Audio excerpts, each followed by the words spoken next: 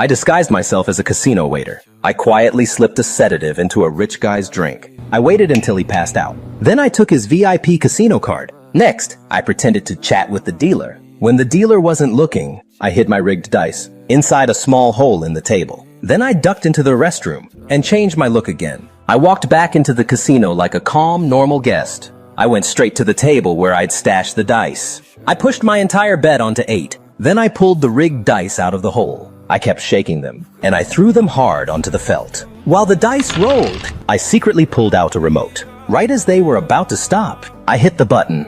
Under the magnetic pull, both dice instantly flipped to 4. My bankroll jumped to 6 times what it was, but my real target was the high roller game upstairs. That win was just to get me to 100 grand, the minimum buy-in for the VIP room. When the cameras couldn't see me, I quickly slapped a jammer chip onto the casino's shuffling machine. Then I used my phone to control the jammer remotely and made every shuffler start spitting out cards non-stop.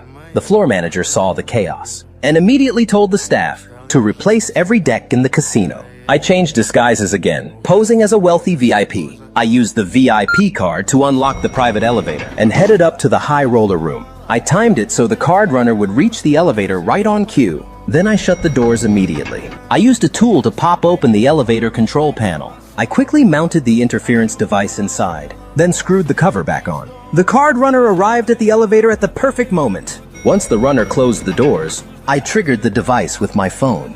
The elevator stopped dead. The lights went out. I deliberately complained that the equipment was garbage. I talked loud to keep the runner distracted. In reality, I used the moment to swap the decks on the cart. After the switch, I restored the elevator to normal. I stormed out, acting furious. I showed my VIP card to security for inspection. I got into the private room without a hitch. The runner, who had no idea, delivered my custom decks straight to the table. I quickly put on my high-tech glasses and turned on the light filter mode. The backs of the cards were coated with an invisible material. Through the lenses, I could catch a specific reflection pattern. Every card on that table was crystal clear to me. To keep the millionaires from getting suspicious, I didn't win every hand. I took one big pot, then dropped a small one. Using that rhythm, I racked up 10 million fast. I was more than satisfied. If I stayed any longer, the casino would catch on. So I grabbed the 10 million and bailed.